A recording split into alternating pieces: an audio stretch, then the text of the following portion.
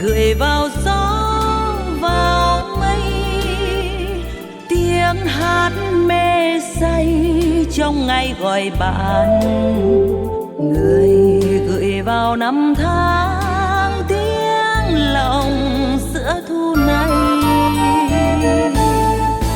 mượn lá xanh đan thành chiếc lược cài trên vàng rơm làm tóc, mượn sương thu làm mắt ngọc lung linh, mượn nụ hồng làm đôi môi, từ thinh không nhặt lấy sợi tơ trời, buộc dày thêm vương vấn. Chợt băn khoăn ngại vướng bận lòng ai, đành thả lời vu vơ. Con chim chiều trao cánh giữa sương mờ, tìm tìm hoàng hôn loáng màu quá khứ. Đêm dần buông vắng giọng trầm cô nữ, người nhớ người quay vào tìm giấc mơ.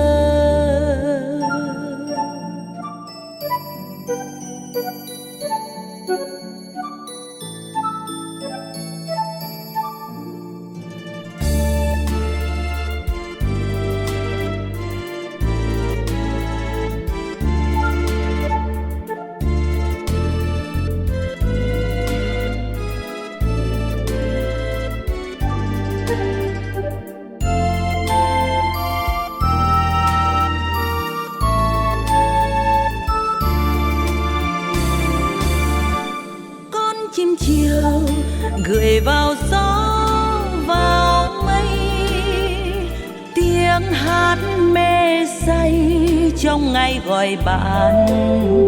Người gửi vào năm tháng tiếng lòng giữa thu này, mượn lá xanh đan thành chiếc lược cài trên vàng rơm làm tóc, mượn sương thu làm mắt ngọc lung linh, mượn nụ hồng làm đôi môi, từ thinh không nhặt lấy sợi tơ trời, buộc dày thêm vương vấn. Chợt băn khoăn ngại vướng bận lòng ai, đành thả lời vu vơ. Con chim chiều trao cánh giữa sương mờ, tìm tìm hoàng hôn loáng màu quá khứ. Đêm dần buông vắng giọng trầm cô nữ, người nhớ người quay vào tìm giấc mơ.